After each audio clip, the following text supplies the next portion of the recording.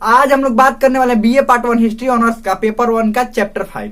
Chapter 5 पूरा अच्छा तरह से कंप्लीट हो गया था और उसका जो ऑब्जेक्टिव क्वेश्चन है, ऑब्जेक्टिव क्वेश्चन भी देख लिए थे, एक सब्जेक्टिव क्वेश्चन भी देख लिया था। अगर आपने इससे पहले वाला भाग का वीडियो नहीं देखा है, यानी चैप्टर 5 का अगर आपने नहीं देखा है तो लिंक डिस्क्रिप्शन में होगा, प्ले लिस्ट का, वहां से देख सकते हैं या प्ले लिस्ट में भी जाकर देख सकते हैं। हम लोग ये स्पेशल बैच के तहत पढ़ रहे हैं, जिसके अंतर्गत हम लोग पहले चैप्टर कंप्लीट करते हैं, उसके बाद ऑब्जेक्टिव क्वेश्चन देते हैं, उसके बाद सब्जेक्टिव क्वेश्चन, उसके बाद मॉडल सेट, यानी कि कोई भी कमी ना रह जाए। इतना ध्यान रखते हैं हम कि कोई भी कमी तैयारी में, ये जो तैयारी हम लोग कर रहे हैं हिस्ट्री ऑनर्स का, यानी कि हिस्ट्री ऑनर्स में कोई भी कमी ना रह जाए, इतना हम ध्यान रखते हैं। तो ये हम लोग ये सब्जेक्टिव क्वेश्चन कर रहे थे, जिसमें पहला क्वेश्चन पूरा तरह से कंप्लीट हो गया था। ये हम लोग का दूसरा क्वेश्चन है। अब देखिए दूसरा जो सब्जेक्टिव क्वेश्चन है, तो सब्जेक्टिव क्वेश्चन के बहुत सारे बच्चे रट रट कर याद करते हैं। रट कर याद नहीं करना होता है, आपको बस कुछ उसमें बातों का ध्यान रखना होता है, जिसके कारण सब वो याद हो जाएगा, थोड़ा देर में याद हो जाता है। अगर रट कर याद करेंगे फिर भूल जाएंगे।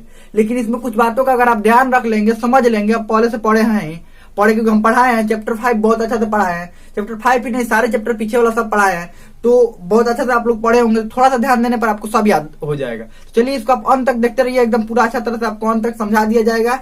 चलिए हम लोगों का ये दूसरा नंबर क्वेश्चन है। दूसरा नंबर क्वेश्चन है उत्तर वैदिक कालीन सभ्यता पर प्रकाश डाले, या ऐसे भी क्वेश्चन आ जाएगा उत्तर वैदिक कालीन सभ्यता की विवेचना करें, या ऐसे भी क्वेश्चन आ सकता है उत्तर वैदिक काल के सामाजिक, राजनीतिक, आर्थिक और धार्मिक जीवन की विवेचना करें।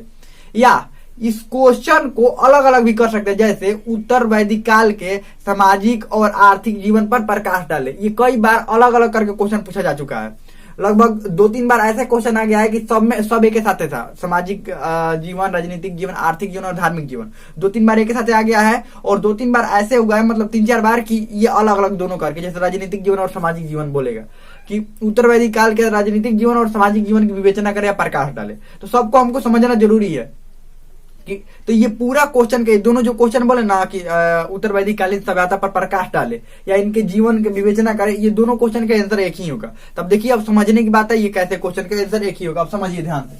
अब इसको लिखने की जब शुरुआत करते हैं, थोड़ा सा इंट्रोडक्शन देते हैं। तो पहले हम समझाएं कि क्या करते हैं, थोड़ा सा इंट्रोडक्शन देते हैं। चलिए इंट्रोडक्शन की शुरुआत करते हैं। वैदिक काल का सबसे विकसित समय था, वैदिक काल का सबसे विकसित समय था। देखिए यहाँ शुरू से, देखिए शुरू में आपको क्या लिखना है, उत्तर वैदिक काल, क्या लिखना है यहाँ पर, उत्तर वैदिक काल, उत्तर वैदिक काल वैदिक काल का सबसे विकसित समय था। क्या लिखना है, उत्तर वैदिक काल का सबसे विकसित समय है या था, मतलब सबसे विकसित समय था।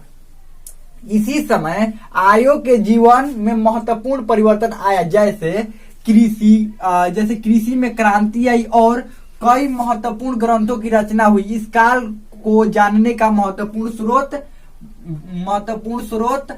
कई महत्वपूर्ण स्रोत है, जानने का कई, देखिए यहाँ पर कई रहेगा तो अच्छा रहेगा, कई महत्वपूर्ण स्रोत है या बहुत सारे महत्वपूर्ण स्रोत है। देखिए एक बार और समझिए, क्या लिखना है, उत्तर वैदिक काल जो है वो वैदिक काल का सबसे विकसित समय था। इसी समय आर्यों के जीवन में महत्वपूर्ण परिवर्तन आया, जैसे कृषि में क्रांति आई। कृषि में क्रांति क्यों आई थी, क्योंकि लोहे का खोज हो चुका था, ये भी यहाँ पर लिख सकते हैं, क्योंकि लोहे का खोज हो चुका था, नहीं तो इतना पर भी ठीक है। और कई महत्वपूर्ण ग्रंथों की रचना हुई जो इस काल को जानने का महत्वपूर्ण स्रोत है। देखिए कोई नहीं होगा, जानने का महत्वपूर्ण स्रोत है, ध्यान से यहाँ से, जानने का महत्वपूर्ण स्रोत है। अब देखिए, अब इस स्रोत को ऐसे लिखेंगे तो बहुत अच्छा लगता है। अगर हम एक करके लिखते तो ठीक नहीं लगता, अगर हम ऐसे करके लिखते हैं एग्जाम में, थोड़ा बड़ा बनाकर लिखते हैं तो ये बहुत अच्छा लगता है देखने। देखिए उत्तर वैदिक काल, यहाँ पर देखिए काल होना चाहिए, उत्तर वैदिक काल का स्रोत, उत्तर वैदिक काल का स्रोत यहाँ पर हो गया, उत्तर वैदिक काल का स्रोत। अब पहला में सामवेद, यजुर्वेद, अथर्ववेद, वेदांग, उपनिषद, आरण्यक, ब्राह्मण ग्रंथ। आप कहेंगे कि सब हमको याद कैसे होगा, अरे याद करने का जरूरत है, 3 गो तो वेद है। देखिए तो तीन गो वेद है, एगो तो ऋग्वेद, तो ऋग्वेदिक काल में रचना हुई थी, बाकी 3 गो वेद है, सामवेद, यजुर्वेद, अथर्ववेद। फिर वेदांग है, वेदांग कितना है, 6 गो है, तो 6 गो नहीं, ये वेदांग है। फिर उपनिषद है, आरण्यक है, ब्राह्मण ग्रंथ है, बस लिख तो देना है। और इसको इस तरह लिखिएगा तो और अच्छा नंबर मिलता है, एग्जामिनर को सीधा सीधा आपको दिख जाएगा कि अच्छा ये बच्चा बहुत अच्छा तरह से लिखा है। तो ये ऐसे लिखना होता है, ध्यान रखिएगा ऐसे। उसके बाद नीचे देखिए, नीचे क्या लिखा हुआ है कि उत्तर वैदिक काल की विस्तृत जानकारी स्रोतों के माध्यम से, इनके स्रोतों के क्या माध्यम से, इनके सामाजिक, राजनीतिक, आर्थिक तथा धार्मिक जीवन का अध्ययन से होता है। मतलब इनके बारे में विस्तृत जानकारी कैसे होता है? स्रोतों के माध्यम से इनके जो सामाजिक और राजनीतिक और आर्थिक और धार्मिक जीवन है उनको अध्ययन करने से क्या होता है उसी के माध्यम से अध्ययन करने से होता है। अब देखिए नीचे आपको, अब इसके नीचे बढ़ जाना और पहला नंबर डालना है सामाजिक जीवन। किसी भी सभ्यता संस्कृति के बारे में अगर लिखना होगा, विस्तृत जानकारी लिखना होता है तो उनके सामाजिक, आर्थिक, राजनीतिक और धार्मिक जीवन के बारे में लिख दीजिएगा ना, पूरा विस्तृत जानकारी हो जाएगा, कोई दिक्कत नहीं है। तो देखिए आपको डालना है सामाजिक जीवन। अब देखिए जैसे पैराग्राफ में हम लिखे हैं यहां तक, ठीक आपको भी इधर से पैराग्राफ में ही लिखना है। हम ये इसलिए पॉइंट में सब पॉइंट करके लिखे हैं कि आपको जल्दी याद हो जाए और आप अपने जब नोट्स बनाए तो नोट्स ऐसे ही बनाना है, नोट्स ऐसे। लेकिन जब आंसर राइटिंग कीजिएगा ना, जब इसका हम जब मॉडल सेट देंगे ना, जब मॉडल सेट देंगे, जब उसमें आंसर राइटिंग आपको करना होगा, मतलब ये क्वेश्चन का आंसर जब लिखना होगा तो आप लिखिएगा पैराग्राफ में ऐसे, इसको भी पैराग्राफ बनाइएगा, मतलब लंबा लंबा लाइन बनाकर लिखिएगा। और लेकिन ये जब आप नोट्स बनाइएगा तो इस तरह, क्योंकि नोट्स बहुत छोटा होना चाहिए और छोटा होना चाहिए, साथ में क्या होना चाहिए कि आपको जल्दी याद हो जाना चाहिए, इसीलिए ऐसे आप लिखिएगा। चलिए सामाजिक जीवन अब लिखिएगा, इनका सामाजिक जीवन विकसित हो गया था। ये इनका सामाजिक उत्तर वैदिक काल तक, ऐसे लिखना है, उत्तर वैदिक काल तक आर्यों का सामाजिक जीवन विकसित हो गया था। और इनका जो लेकिन इनका जो समाज था वो पितृसत्तात्मक ही था। इनका जो समाज कैसा था? पितृसत्तात्मक था। और ये लोग पशुपालन से कृषि की ओर अग्रसर हो गए थे और कृषि, पूर्ण रूप से कृषि करने लगे थे और अस्थायी निवास इनका क्या हो गया था? ध्यान रखिएगा, ठीक ना, कि इनका अस्थायी निवास हो गया इतना, इनका अस्थायी निवास कृषि से पशुपालन की ओर अस्थायी निवास हो गया था। देखिए ये दोनों कैसे लिख लेना है, तो आप जब भी पढ़ेंगे तो आपको क्या देखिए तो यहाँ से क्या अनुमान लाएंगे? पशुपालन से दो को चीज हो जाएगा, कृषि, मतलब यहाँ से आप क्या बनाइएगा कि पशुपालन से कृषि की ओर अग्रसर हुए और उसके बाद अस्थायी जीवन की ओर भी क्या हुए? अग्रसर हुए। मतलब इससे यहाँ से लिखने का क्या संकेत दिया जा रहा है कि आप क्या यहाँ से लिख सकते हैं कि कृषि और पशुपालन, ये पशुपालन से कृषि और अस्थायी जीवन की तरफ अग्रसर हुए, यानी कि बढ़े। यहाँ से वही लिखना है। देखिए इतना छोटा नंबर आप बता दिए। उसके बाद लिखा है कठोर वर्ण व्यवस्था, तो लिखना अस्थायी जीवन का अग्रसर हुए, लेकिन इनके समाज में वर्ण व्यवस्था कठोर होने लगे थे। क्या होने लगे थे? देखिए इतना कठोर वर्ण व्यवस्था लिखा है ना, तो इससे आप क्या याद रखिएगा कि वर्ण व्यवस्था क्या लिखना है वहां पर? कठोर होने लगे, तो अपने से बनाकर लिखना है यहाँ पर कठोर वर्ण व्यवस्था, यानी इनके समाज में वर्ण व्यवस्था कठोर होने लगे थे। और इनका वर्ण व्यवस्था का आधार कर्म नहीं, अब जन्म होने लगा था। यानी कि वर्ण व्यवस्था, ये सब लिखना है, यानी कि वर्ण व्यवस्था का आधार जन्म से तय होता था, यानी कि वंशानुगत हो गया था। उनका वर्ण व्यवस्था वंशानुगत हो गया था और अपने वर्णों के, यानी कि कार्य के बदलने की अब अनुमति नहीं थी। जो जिस कार्य को कर रहा है उसी कार्य को करते रहना होगा, उसी कार्य को क्या करना होगा? करते रहना होगा। जिसमें जो वर्ण थे वो मुख्य रूप से ब्राह्मण, क्या लिखना है? वर्ण थे वो मुख्य रूप से ब्राह्मण, क्षत्रिय, वैश्य, शूद्र और शूद्र थे। चार ही थे ना, वैश्य और शूद्र थे। अब आपको क्या करना है, अगर लिखना चाहते हैं तो, अगर इनके यहाँ पर लिखना चाहते हैं तो, अगर चार्ट बनाना चाहते हैं तो ऐसे बना सकते हैं। और वर्ण लिखकर वर्ण व्यवस्था लिख लिया ना, यहीं पर ऐसे करके साइड वे में यहाँ पर लिखिएगा जब ना, तो साइड वे में करके यहाँ पर देखिए क्या क्या लिख दीजिएगा। पहला ब्राह्मण, उसके बाद क्षत्रिय, यहाँ पर मां छूट गया, ब्राह्मण, उसके बाद क्षत्रिय, तीसरा वैश्य और चौथा शूद्र। ये चार गो हो गया ना, वैसे क्षुद्र। तो यहाँ पर आप यहाँ पर लिख देंगे तो देखिए वो देखने में अच्छा लगता है, तो जिसके कारण क्या होता है आपको भी पढ़ने में अपने नोट में अच्छा लगेगा। जब आंसर राइटिंग कीजिएगा तो जब वो चेक करने वाला जो टीचर होगा वो और अच्छा से चेक करके देखेगा, हाँ बहुत अच्छा लिखा है। या आप ब्राह्मण में ऐसे 2-3 करके ऐसे लिख सकते हैं। ब्राह्मण में कौन कौन आते थे? पुरोहित, उसके बाद आते थे वैद्य, आचार्य, ब्राह्मण में आते थे। 3-4 को करके लिख देना। उसके बाद क्षत्रिय में किनको लिखना है? राजा को और राज्य कर्मचारी को, सैनिक को, 3-4 को क्षत्रिय में लिख दीजिएगा। वैसे में कौन कौन हो गए? व्यापारी के बाद ये होंगे ये कृषक यानी कि किसान। शूद्र में कौन कौन होंगे? मजदूर, दास, ये सब क्या हो जाएंगे? शूद्र में।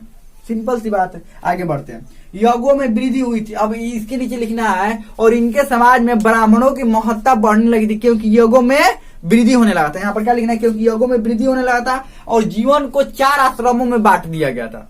मनुष्य जीवन को उसके बाद 4 आश्रमों में बांट दिया गया, जो कि इस प्रकार है। अब चारों आश्रम का नाम लिख दीजिएगा, जो कि इस प्रकार है। अब 1 2 3 4 करके चारों आश्रमों का नाम, या तो ऐसे लिख दीजिएगा, मनुष्य जीवन में 4 आश्रम, मनुष्य जीवन के 4 आश्रम, या वैसे भी लिख सकते हैं, ऐसे पैराग्राफ में भी इसको लिख सकते हैं। 4 आश्रम कौन कौन था? ब्रह्मचर्य, उसके बाद ब्रह्मचर्य के बाद क्या था? गृहस्थ, उसके बाद वानप्रस्थ, उसके बाद संन्यास। 4 को लिख दीजिएगा, मतलब लाइन से, उसके बाद मत लिखिएगा, लाइन से ही चारों लिख दिए, 1 2 3 4 करके 4 आश्रम बांटा गया था। बस इतना ही करके इसका सामाजिक जीवन यहीं पर रोक दीजिएगा, क्योंकि ये भी अब लिखना है ना, ये सॉरी राजनीतिक जीवन अभी आना जी। उसके बाद सेकंड नंबर में डालेंगे राजनीतिक जीवन। देखिए ये आपको पता है, ये सब हम आपके सामने क्यों दिखा रहे हैं, इसको क्यों बता रहे थे, ताकि आप ऐसे ही नोट्स बनाए। और देखिए बहुत सारे बच्चे होते हैं जिनको नोट्स बनाने का तरीका नहीं मालूम होता। देखिए ऐसे ही तो आपको नोट्स बनाना है, ताकि छोटा बात से आपको बड़ा बात पता चल जाए। छोटा बात जो लिखा है ना, उससे बड़ा बात आपको पता चल जाए कि हाँ क्या क्या हुआ था उस समय, आपको याद करने में एकदम आसानी हो। चलिए राजनीतिक जीवन, तो राजनीतिक जीवन में या राजनीतिक, देखिए जीवन यहाँ पर नहीं लिखे तो यहाँ पर राजनीतिक जीवन लिख लीजिए, जीवन, राजनीतिक जीवन। चलिए राजनीतिक, तो इनका राजनीतिक जीवन का भी विस्तृत, राजनीतिक जीवन भी काफी विकसित हो गया था। उत्तर वैदिक काल में राजनीतिक जीवन भी काफी विकसित हो गया था, क्योंकि कबीले के राजा अब क्षेत्रीय राजा बन गए थे। कबीले के राजा कैसे राजा बन गए थे? क्षेत्रीय राजा बन गए थे, जिनका एक अपना क्षेत्र होता था और वो पूर्ण रूप से वहां पर शासन करते थे। क्या करते थे? पूर्ण रूप से शासन करते थे। और इनके अधिकार क्षेत्रों में भी क्या हुआ था? वृद्धि हुआ था। इनका अधिकार क्षेत्रों में वृद्धि हो गया था। उसके बाद राजपद वंशानुगत होने लगे थे। राजपद क्या होने लगा था? वंशानुगत होने लगा था, यानी कि राजा के पद जो थे वो वंशानुगत, यानी कि राजा का लड़का क्या बनता था? राजा। और राजा ने अपने क्षेत्र में कर व्यवस्था लागू कर दिया था, वो भी सख्ती से। राजा ने अपने क्षेत्र में कर व्यवस्था लागू कर दिया था और सख्ती से, और राजा सैनिक रखने लगे थे। राजा बहुत ज्यादा मात्रा में सैनिक रखने लगे थे। ठीक है, आगे बढ़ते हैं। और राजा अपने, जब भी राजा का पद ग्रहण करते थे, उस समय अपना राज्याभिषेक करवाते थे, जिसके समय राजसूय यज्ञ करवाते थे। समझ में आ गया? इतना हो गया। अभी ये राजनीतिक जीवन में हो गया। आगे बढ़ते हैं। और यहाँ पर नीचे लिख देना कि युद्ध की संख्या में भी वृद्धि हो गई थी, और राजा युद्ध की संख्या में वृद्धि हुई, क्योंकि लोहे का खोज हो गया था और कई हथियार बहुत अधिक मात्रा में हथियार बनने लगे थे। बस आगे बढ़ते हैं। आर्थिक स्थिति, तो चलिए आर्थिक स्थिति देख लेते हैं। तो आर्थिक स्थिति, तो इनका आर्थिक स्थिति, इनका सामाजिक और राजनीतिक जीवन उन्नत होने के कारण इनकी आर्थिक स्थिति भी क्या हो गई थी? उन्नत हो गई थी। और ये लोग पशुपालन, मुख्य रूप से क्या लिखना होता है इसमें लिखना क्या होता है आर्थिक जीवन में, कि क्या किस पर निर्भर थे? तो मुख्य रूप से ये अब गांव में रहने लगे थे, यानी कि ग्राम बसने लगा था और गांव में रहने लगे थे। और ये लोग अब मुख्य रूप से कृषि पर निर्भर रहने लगे थे। पशुपालन भी करते थे, लेकिन ज्यादा मात्रा में ये कृषि करते थे, क्योंकि इनको लोहे का ज्ञान हो चुका था। और लोहे से कई तरह के कृषि उपकरण बनाए जाने लगे थे, जिनके कारण इनको खेती करने में काफी आसानी होती थी।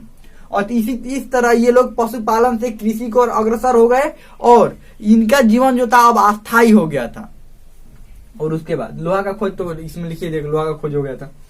और उसके बाद इनकी जनसंख्या में वृद्धि होने लगी, क्योंकि अन्न का उत्पादन अधिक होने लगा, और अन्न के उत्पादन अधिक होने के कारण इनकी जनसंख्या में वृद्धि होने लगी, और जीवन यापन इनका बहुत अच्छा होने लगा। और अन्न को रखने के लिए कई प्रकार के मृदभांड भी बनाए जाने लगे। कई प्रकार को क्या हुआ? मृदभांड भी बनाए जाने लगे। और मुद्रा का प्रचलन भी क्या हुआ? शुरू हुआ। यहाँ पर मुद्रा याद रहेगा तो क्या होगा? मुद्रा का प्रचलन भी शुरू हुआ। लेकिन अधिकतर कार्य जो थे वो वस्तु विनिमय प्रणाली में भी चलता था, यानी वस्तु विनिमय प्रणाली में ही चलता था। यानी ऐसे ही बना सकते हैं, वस्तु के बदले वस्तु, ये वस्तु के बदले यहाँ पर वस्तु, या यहाँ पर ऐसे लिख दे चावल, ये चावल था, ये क्या है? चावल यहाँ पर लिख सकते हैं, और ये गेहूं लिख सकते हैं। यानी कि चावल के बदले क्या था? गेहूं। यहाँ पर लिख सकते हैं वस्तु विनिमय प्रणाली। यानी एग्जाम में अगर ऐसे बनाते हैं तो बहुत अच्छा रहता है। यहाँ पर चावल लिख दीजिए गेहूं, यानी गेहूं के बदले चावल के बदले क्या लोग लेते थे? गेहूं। ऐसे वस्तु विनिमय प्रणाली अपने नोट में बना लीजिएगा, बहुत अच्छा ध्यान रखिएगा। ये सब बनाना चाहिए। ये सब बनाने से ही लगता है एग्जामिनर को कुछ अलग तो दिखना चाहिए ना। अब एक एक कॉपी चेक कर रहा है, सभी लोग एक जैसे लिखे, थोड़ा कुछ हटकर आएगा तो मार्क्स कुछ हटकर मिलता है। जब कुछ अलग आप चाहते हैं कि कुछ अलग हो तो कुछ अलग तो करना पड़ेगा ना। जब चाहते हैं कि कुछ अलग हो, कुछ नया हो, तो कुछ अलग और नया करना पड़ता है। जैसे पता है अपना टाइम आएगा, अपना टाइम आता नहीं, अपने टाइम को खींच कर लाना पड़ता है। वैसे ही ठीक है, इसको भी क्या करना पड़ता है, कुछ अलग करना पड़ता है, तब अलग कुछ होता है। ऐसे उम्मीद बैठे बैठे उम्मीद लगाएंगे कुछ अलग हो जाए, नहीं होगा अलग। अलग कैसे होता है, कुछ करने से कुछ अलग होता है। चलिए आगे बढ़ते हैं। समुद्री यात्रा, और इनको क्या हुआ था, इनको समुद्री यात्रा का ज्ञान होने लगा था। ये विकसित होने के कारण इनकी समुद्री यात्रा ज्ञान होने लगा था, जिसके कारण इनका व्यापार में वृद्धि हुआ, वाणिज्य, व्यापार और वाणिज्य में वृद्धि हुआ, और कई शिल्पकार उत्पन्न होने लगे थे। कई शिल्पकार क्या हुए थे, उत्पन्न होने लगे थे, और इनका कपड़ा का भी व्यापार चलने लगा था। और ये अपने देश के साथ साथ, यानी कि अपने क्षेत्र के साथ साथ ये विदेशों में भी क्या करने लगे थे, व्यापार करने। विदेश का मतलब ये हुआ, ये वो अपना देश मानते थे, ऐसे देश अपना क्षेत्र, दूसरा एंट्री विदेश हो गया। यानी कि कई गो क्षेत्र में बटा हुआ, छोटा छोटा था, बड़ा बड़ा नहीं था। और इनको सोना का भी पहचान हो गया था, और स्वर्ण और चांदी का भी ज्ञान हो गया था। और कांसे की वस्तु ये लोग क्या करने लगे थे, बनाने लगे थे। ये लोग कांसे की वस्तु बनाने लगे थे। इतना लिख लिए ना। आगे इनकी धार्मिक स्थिति लिखना है। क्या लिखना है, धार्मिक स्थिति। इसको मिटा देते हैं, ये इसमें का नहीं है। इनके आर्थिक जीवन, राजनीतिक जीवन और सामाजिक जीवन उन्नत होने के कारण इनका धार्मिक जीवन भी उन्नति की ऊंचाई पर पहुंच चुका था। क्योंकि इनके यज्ञों की संख्या में वृद्धि होने लगी थी, और ये यज्ञ मुख्य रूप से भौतिक सुखों के लिए करवाते थे। अगर राजा यज्ञ करवा रहे हैं अपने राज्याभिषेक के समय, तो राज्य सुयज्ञ करवाते थे। या राजा के जब क्षेत्र विस्तार का समय आता था, यानी कि क्षेत्र विस्तार जब करना होता था, तो उस समय अश्वमेध यज्ञ करवाते थे। कई प्रकार के यज्ञों का प्रचलन बढ़ गया, जिससे समाज में ब्राह्मणों की महत्ता बढ़ गई, और कई नए देवी देवताओं की पूजा होने लगे थे। और इनके जो समाज, इनका जो धार्मिक जीवन था, इनका धर्म में काफी अच्छा, काफी ज्यादा भरोसा होने लगा था, और ये लोग कई देवी देवताओं को मानने लगे थे। इतना हो गया, हमें लगता है इतना बहुत अच्छा समझ में आ गया होगा। अब इसमें आपको कोई भी डाउट हो, कोई भी क्वेश्चन हो, तो आप कमेंट में पूछ सकते हैं। हमें लगता है बहुत अच्छा समझ में आ गया होगा।